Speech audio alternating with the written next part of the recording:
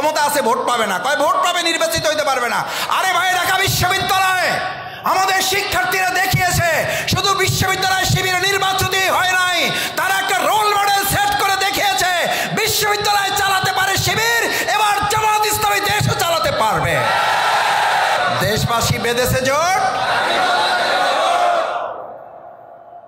ডায়াবেটিসের রোগী এখানে যদি কেউ থাকেন মাফ করে দিয়েন।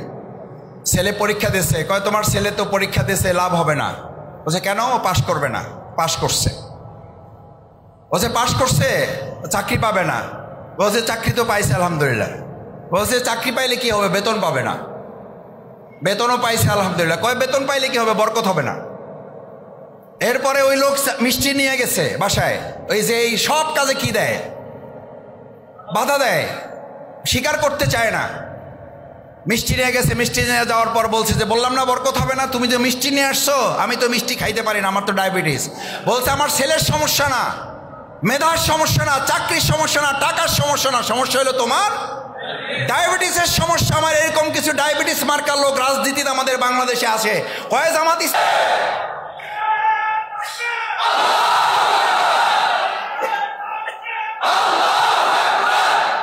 ওনারা কয়দিন আগে বলেছিল, ওনাদের আবার ঘন্টায় ঘন্টায় টক শোতে চেঞ্জ হয় কারো কারো। আমি দুঃখ প্রকাশ করছি, রাজনীতির জন্য বলছি না, বোঝার জন্য।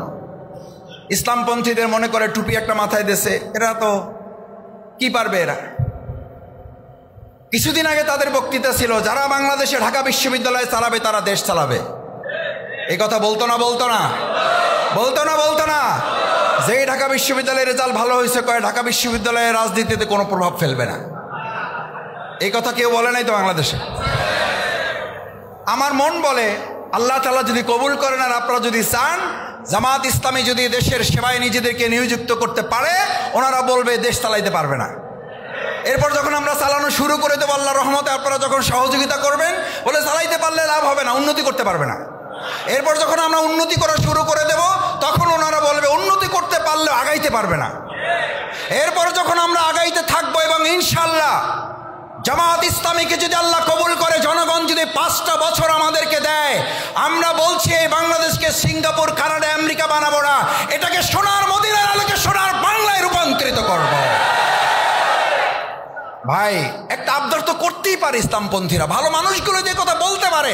53 বছর তো আপনারা বিভিন্ন জায়গায় মতে পথে আপনারা সমর্থন দিয়েছেন। 5টা বছরের জন্য আমরা আপনাদের কাছে ভিক্ষা চাই, ইসলামের জন্য, আল কোরআনের শাসনের জন্য। আল্লাহর কাছে কিয়ামতের দিন আমাদেরকেও তো এই জবাবদিহির আওতায় পড়তে হবে।